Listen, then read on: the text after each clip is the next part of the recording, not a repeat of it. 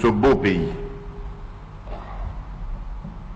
En effet, telle qu'elle était pensée après les élections de 2018, la coalition FCC-CACH avait pour vocation non seulement de garantir une alternance pacifique et éviter à notre pays des conflits majeurs, mais aussi à servir de catalyseur pour que l'action du gouvernement puisse mieux rencontrer les attentes de la population. Malheureusement, la réalité des faits est que, malgré les efforts que j'ai déployés, les sacrifices que j'ai consentis et les humiliations que j'ai tolérées,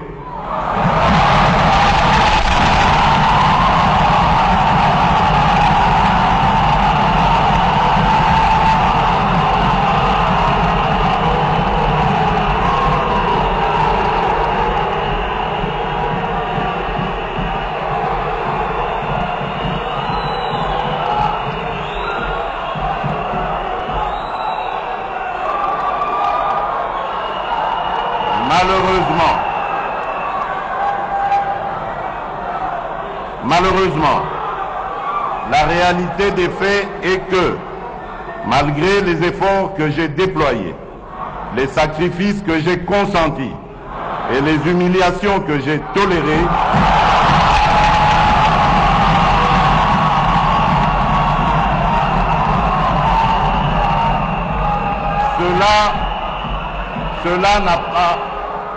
cela n'a pas suffi à faire fonctionner harmonieusement cette coalition.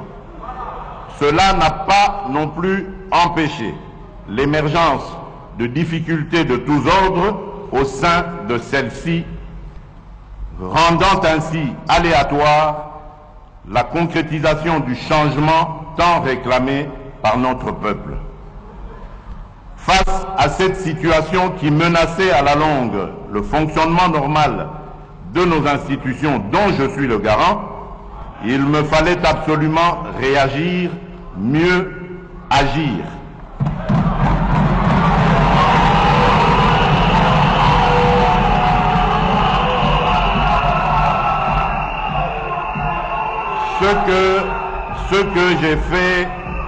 Ce que j'ai fait en 3 temps. Tout d'abord en lançant le 23 octobre 2020 un appel à tous mes compatriotes, toutes tendances confondues, de nous rassembler dans une union sacrée de la nation.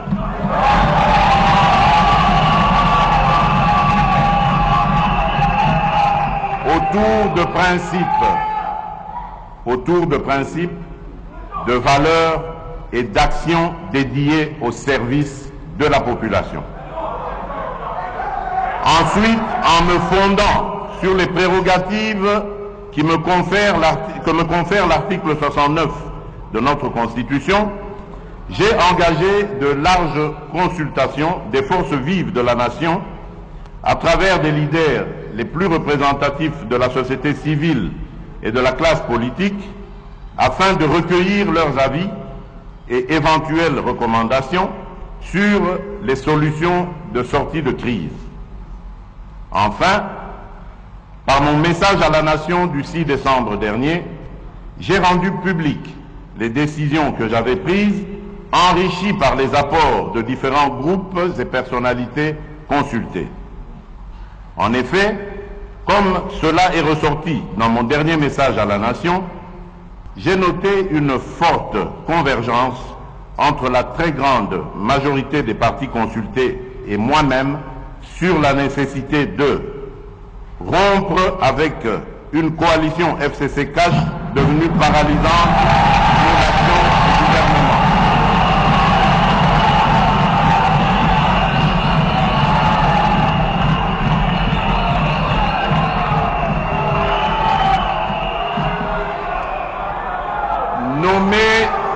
Nommer un informateur aux fins d'identifier une coalition conformément à l'alinéa 2 de l'article 78 de la Constitution.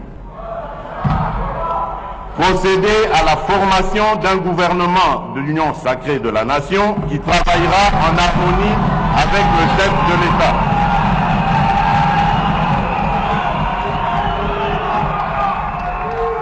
mettre en œuvre les réformes issues des consultations, dont la plupart sont les mêmes que celles voulues par le président de la République et contenues dans le programme du gouvernement. C'est le lieu ici de rendre un vibrant hommage et mérité à vous, honorables députés et sénateurs, de toute tendance politique, qui avez participé activement à ces consultations, où vous vous êtes appropriés des résultats et décisions qui en ont découlé, en vous inscrivant dans la dynamique de travailler avant toute chose, dans l'intérêt du peuple dont vous êtes les représentants.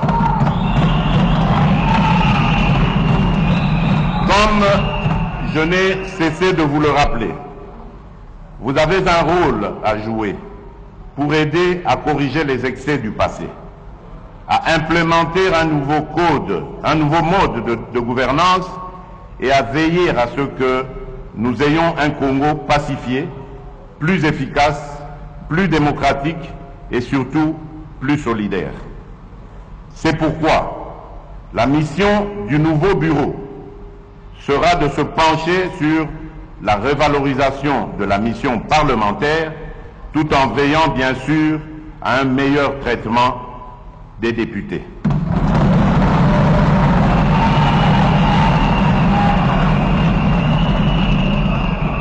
La crise à laquelle nous avons assisté au sein de l'Assemblée nationale et son dénouement démocratique exemplaire à travers le traitement et le sort réservé à la pétition engagée par les députés de tous bords contre l'ancien bureau constitue un indice sérieux de maturité politique.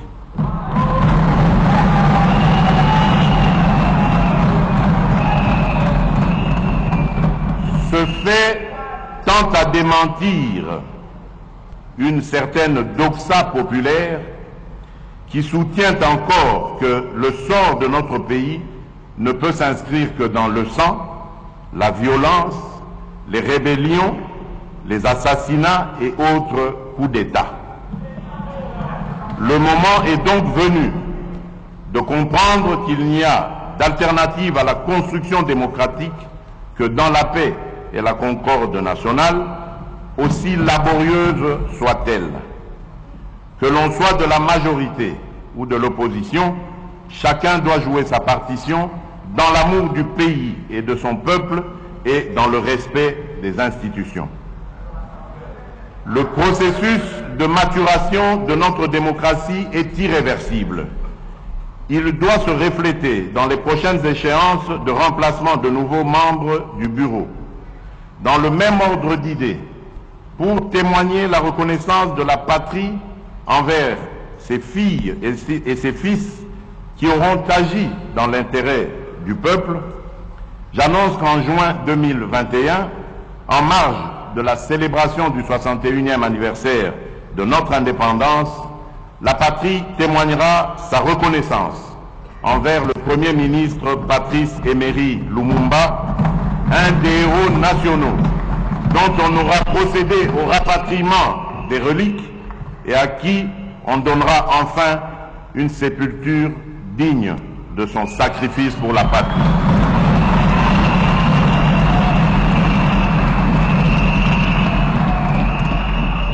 Honorables députés et sénateurs, un autre événement déterminant qui a marqué un tournant décisif dans la vie nationale et a rendu indispensable des actions de courage reste sans nul doute l'apparition dans notre pays de l'épidémie de coronavirus Covid-19 qui met en danger la santé de nos populations déjà fortement vulnérables de suite de l'accès insuffisant à la santé, à l'eau, à l'électricité et en proie à d'autres maladies et épidémies. En effet, l'année qui s'achève a été profondément affectée par la crise sanitaire et socio-économique provoquée par la pandémie de la Covid-19, ainsi que d'autres épidémies dont la maladie à virus Ebola qui ont occasionné de lourdes pertes en vies humaines à travers le pays. Il s'y est de rappeler que pour mettre la population à l'abri de toute propagation de la contamination au coronavirus, j'ai immédiatement mis en place des mesures pour contenir sa progression. En effet, j'ai proclamé l'état d'urgence sanitaire en imposant une série de mesures de prévention et de protection qui ont permis de ralentir la propagation de l'épidémie dans la capitale ainsi que dans les provinces. La prise en charge de la lutte contre la Covid-19 a été confiée à un comité multisectoriel. Une task force présidentielle a été mise en place pour le suivi et l'évaluation de toutes les activités de prévention et de riposte contre la pandémie de coronavirus. L'on peut noter avec satisfaction que, grâce à mon impulsion, l'année 2020 a marqué la fin de l'épidémie mortelle de la maladie à virus Ebola, qui a sévi à l'est du pays et dans la province de l'Équateur, et de l'épidémie de rougeole, grâce aux campagnes de riposte menées avec efficacité par les experts nationaux et internationaux, intégrant la vaccination, la prise en charge des cas et la surveillance de la maladie. De même, les interventions du gouvernement et de ses partenaires ont permis de réduire à 40% la mortalité pour cause de choléra. En revanche, l'on doit constater que notre pays continue à faire face à la pandémie de Covid-19, dont le premier cas a été détecté en mars 2020.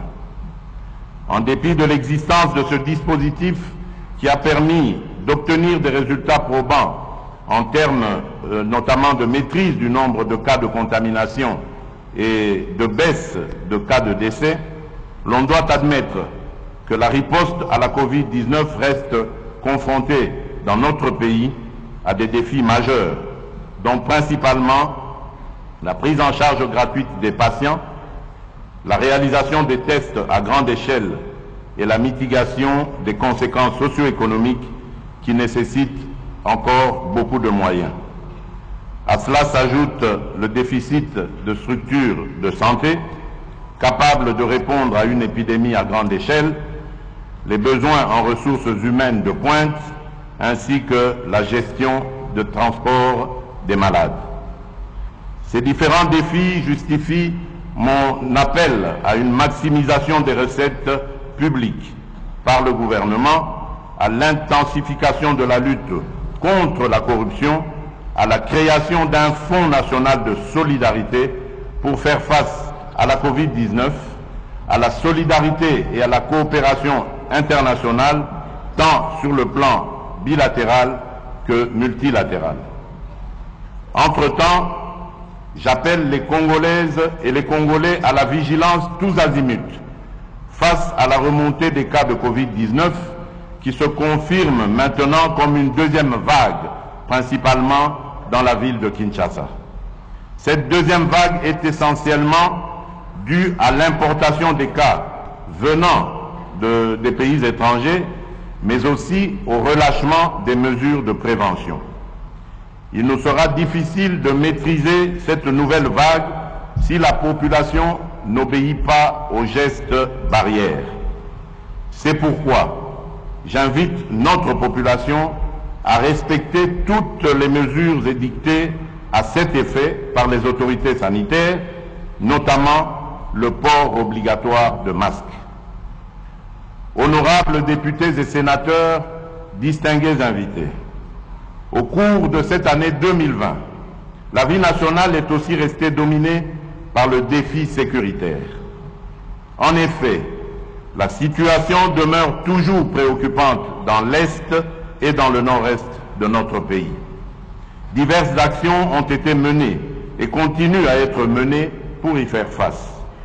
Des programmes publics et privés de sensibilisation de la population sont implémentés sur le terrain. Des opérations de nos forces armées tendant à traquer et neutraliser les ennemis sont toujours en cours et une réforme des programmes DDR et STAREC est actuellement en phase de finalisation pour aboutir à un programme unique et fusionné DDR-CS, désarmement, démobilisation, réinsertion communautaire et stabilisation, destiné à gérer les cas des personnes qui renoncent aux activités des groupes armés.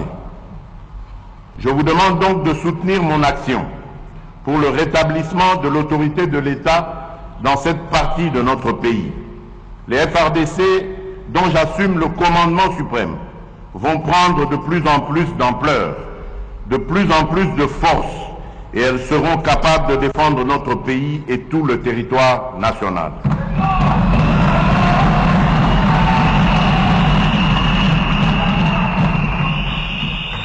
Tous ces efforts fournis et d'autres qui le seront au cours de la nouvelle année ne visent qu'à redonner à notre armée et à notre police une capacité offensive et dissuasive indispensable à garantir la paix et à protéger notre patrie.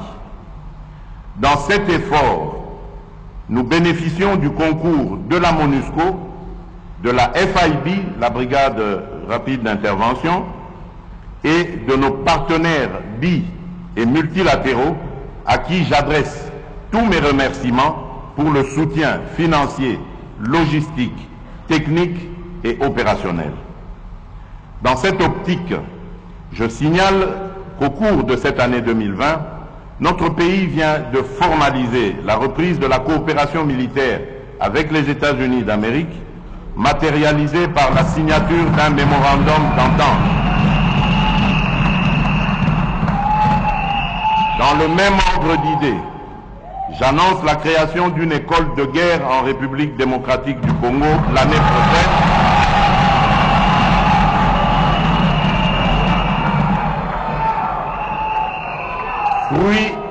Fruit de la coopération avec la France, avec pour objectif d'améliorer la formation et la remise à niveau de nos officiers supérieurs dans tous les domaines.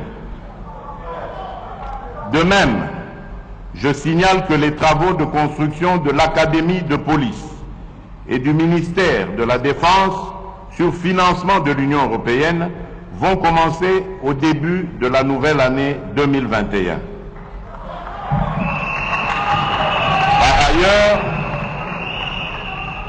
Par ailleurs, se poursuivront au cours de la même année la coopération avec la Chine pour la construction de nouvelles infrastructures. Dans le même ordre d'idées, le mini-sommet de Goma, tenu à mon initiative en visioconférence en date du 7 octobre 2020 et qui a réuni les chefs d'État de l'Ouganda, du Rwanda, de l'Angola et de la République démocratique du Congo, a permis notamment d'évaluer la situation sécuritaire dans la région des Grands Lacs, en particulier en République démocratique du Congo, marquée par l'activisme et la menace des groupes armés et des forces négatives.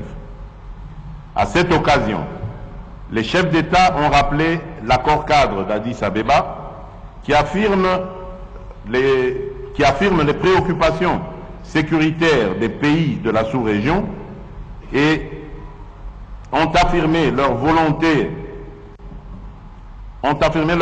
de conjuguer leurs efforts visant à éradiquer ces forces négatives et groupes armés opérant dans la sous-région et en particulier à l'est de la République démocratique du Congo. Tous ces efforts fournis et d'autres qui le seront au cours de la nouvelle année ne visent qu'à redonner à notre armée et à notre police une capacité offensive et dissuasive indispensable pour la protection de la patrie. Honorables députés et sénateurs, distingués invités, je ne peux passer sous silence un autre défi qui a marqué mon action au cours de cette année 2020, à savoir l'éducation. Point n'est besoin de rappeler que l'éducation constitue un des facteurs qui élève le niveau d'une nation. En application de l'article 43 de la Constitution, j'ai décidé de la mise en œuvre effective de la gratuité de l'enseignement à l'ensemble du niveau primaire et sur toute l'étendue du territoire national dès la rentrée scolaire 2019-2020. Cette importante décision a permis à plus de 4 millions d'enfants d'intégrer ou de réintégrer le système éducatif en allant à l'école.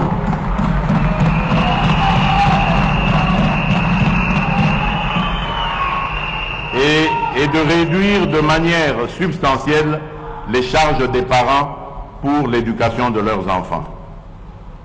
Je me dois de souligner que la politique de gratuité a induit des effets de divers ordres.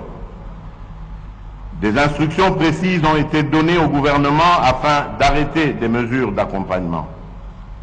Il s'agit notamment de la prise en charge par le Trésor public des salaires de 230 536 enseignants non payés, l'allocation des frais d'accompagnement, l'allocation des frais de fonctionnement, aux écoles primaires publiques de Kinshasa et de Lubumbashi, jadis non bénéficiaires, le réajustement des salaires de tous les enseignants en ramenant le salaire de l'enseignant le moins payé à l'équivalent de $100, l'octroi des indemnités de logement et de transport aux enseignants des villes et chefs-lieux des provinces administratives, le réajustement des frais de fonctionnement aux écoles primaires publiques et aux bureaux gestionnaires, l'acquisition et la distribution des manuels scolaires et matériels didactiques, la construction de quelques nouvelles salles de classe, la prise en charge depuis octobre dernier de 58 735 enseignants nouvelles unités du primaire. Je suis conscient que beaucoup reste encore à faire afin de consolider et de pérenniser cette réforme bien accueillie par nos populations et par nos partenaires. Considérant que l'éducation est le moteur de développement d'un pays, je m'engage à ménager aucun effort pour que les réformes fondamentales retenues dans la stratégie sectorielle de l'éducation et de la formation 2016-2025 soient mises en application. Ainsi donc, au fur et à mesure que la mobilisation des recettes publiques va s'accroître, la quote-part du budget alloué à l'éducation s'améliorera conséquemment. Honorables députés et sénateurs, distingués invités, dans le registre des réformes que je porte, je voudrais mentionner aussi le défi de la desserte en électricité et en eau potable au profit de notre population. Le triste constat, largement partagé aujourd'hui, est que cette desserte reste insuffisante et faible. Cette situation de fait est d'autant inacceptable que l'immensité et la diversité des sources et des ressources énergétiques et hydrauliques de la République démocratique du Congo sont quasiment sans limite. Ce déficit est dû à l'incapacité par le passé à anticiper les exigences de la démographie galopante d'aujourd'hui et la multiplication de nos cités et de nos villes qui ont fini de prendre de court nos infrastructures insuffisantes et vieillissantes. Comme je le répète souvent, nous devons rompre avec la culture du potentiellement riche pour s'inscrire dans la logique de la réalisation effective et efficiente de nos potentialités. C'est fort de cette conviction qu'a été organisé du 20 au 22 août 2019 le Forum de Matadi sur l'énergie, mère du développement rapide et de la modernité bien comprise. De ce forum est sortie l'option volontariste que l'énergie devrait être considérée comme une priorité du quinquennat en cours. Cette annonce tirait son réalisme des lois numéro 14/011 du 17 juin 2014 sur l'électricité et numéro 15/026 du 31 décembre 2015 sur l'eau, qui ont révolutionné notre gestion passée dans ces deux domaines désormais libéralisés. C'est toujours grâce à cette conviction que j'ai encouragé certaines réalisations. Par exemple, à Kinshasa, dont la grandeur et la densité comptent parmi les plus grandes dans notre pays, dans notre continent et dans le monde. 2 nouvelles usines de production d'eau potable sont actuellement en construction pour résorber le déficit. Il s'agit de l'usine de Lemba-Imbu, dont la production finale sera de 220 000 mètres cubes par jour, et de celle de Mbiza Ozone, qui, elle, en produira à terme 300 000 mètres cubes par jour. Par ailleurs, la réhabilitation du captage de Njili ramènera au réseau quinois 330 000 mètres cubes par jour supplémentaires. Ce qui se fait à Kinshasa se fait également, toute proportion gardée, dans nos provinces, où l'existant est entretenu et réparé, où les nouvelles structures de production et de distribution sont projetées ou en construction, et même où les forages, les adductions d'eau et les bornes fontaines sont installées pour répondre aux besoins de nos populations.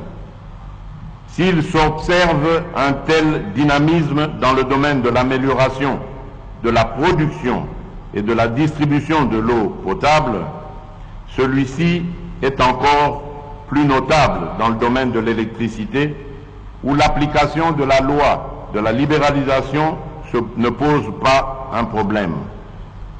Pour ce qui est du projet Grand Inga, les financements sont en passe d'être bouclés avec plusieurs développeurs et off-takers. Il est évident que quand ces ouvrages seront totalement opérationnels, la République démocratique du Congo reprendra son rôle de leader africain de l'énergie pour le bien-être de toutes ses populations et même du continent. À ce jour, j'ai l'avantage de vous annoncer que l'autorité de régulation du secteur de l'électricité, ARE en sigle, et l'Agence nationale d'électrification et des services énergétiques en milieu rural et périurbain, ANSER en sigle, sont pleinement opérationnels depuis la désignation de leurs animateurs. L'ARE veillera à ce que la libéralisation du secteur de l'électricité se déroule aussi bien, efficacement que dans l'ordre. Tandis que l'ANSER, qui est une première, s'occupera enfin de l'électrification de nos villages qui n'auront été que très oubliés jusqu'ici.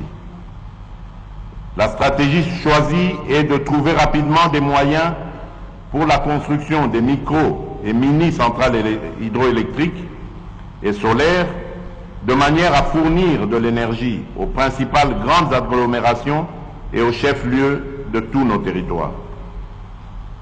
Bientôt, il en sera également ainsi pour la loi sur l'eau dont les mesures d'application ont fini d'être examinées au niveau du gouvernement. Honorables députés et sénateurs, distingués invités, l'un des points déterminants dans le parachèvement de la réforme des entreprises publiques et la mise en œuvre effective des établissements publics susvisés est la revisitation du monopole dont jouissaient hier encore la SNEL et la Régie des eaux. Ces deux entreprises publiques, devenues des sociétés commerciales, paraissent insuffisamment outillées pour continuer à desservir notre population devenue plus nombreuse à travers toute la République. Cette importante réforme dans les secteurs de l'électricité autorise dorénavant tout opérateur remplissant les conditions prévues par la loi à investir dans l'un de ces domaines. Je nourris la conviction que l'aiguillon de la concurrence dans le secteur non seulement accroîtra la production, mais aussi occasionnera une baisse conséquente des prix. Honorables députés et sénateurs, distingués invités, un autre défi qui a retenu mon attention au cours de cette année 2020 est celui qui touche à l'environnement. En effet, à l'instar des autres pays du monde, la République démocratique du Congo fait face aussi à 3 défis environnementaux.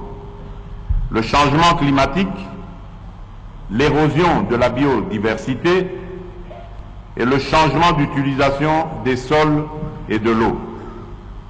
Parmi les initiatives prises pour apporter des solutions à ces problèmes, j'ai mis en œuvre un ambitieux programme intitulé « Jardin scolaire pour 1 milliard d'arbres » en vue de la reconstitution du couvert forestier du pays.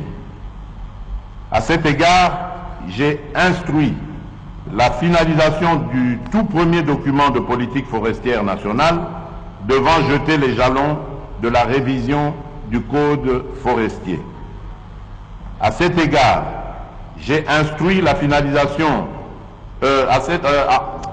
enfin, j'ai créé au sein de la présidence une agence de transition écologique et du développement durable ayant pour mission de concevoir, coordonner et implémenter les politiques nationales relatives à la transition écologique.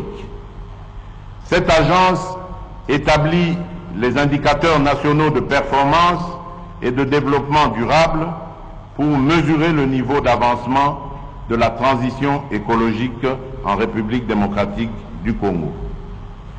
Honorables députés et sénateurs, distingués invités, un autre défi tout aussi important qui a fait l'objet de nos préoccupations au cours de cette année 2020 est celui de la diplomatie.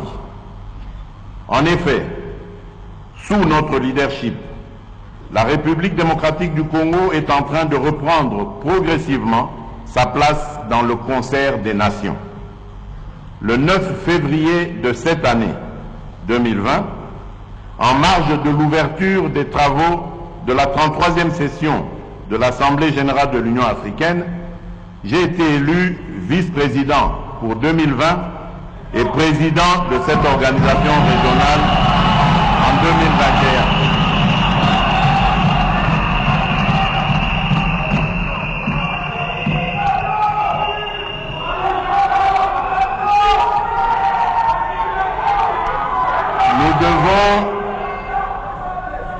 Nous devons contribuer chacun à la réussite de ce mandat qui offre à notre pays l'opportunité de faire progresser plusieurs réformes et projets au niveau continental, mais aussi d'améliorer son image et d'accroître son influence dans le concert des nations. Pour ce faire, une bonne prise en charge de nos ambassades et consulats s'impose dans le but de développer une diplomatie plus ambitieuse, en même temps qu'il est urgent d'apporter certaines réformes qui tiennent compte des contraintes du moment.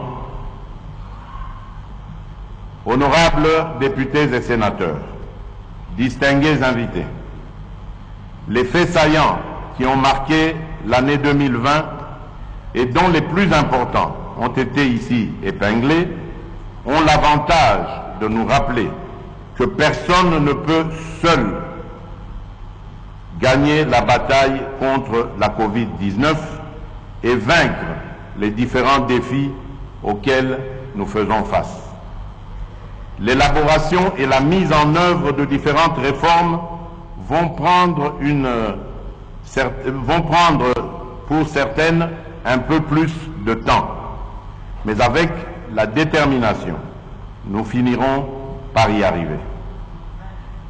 La feuille de route du prochain gouvernement qui sera issu de la nouvelle coalition nous engagera sans répit au sein de l'Union sacrée de la nation dans le travail qu'elle impose pour le bien du peuple congolais.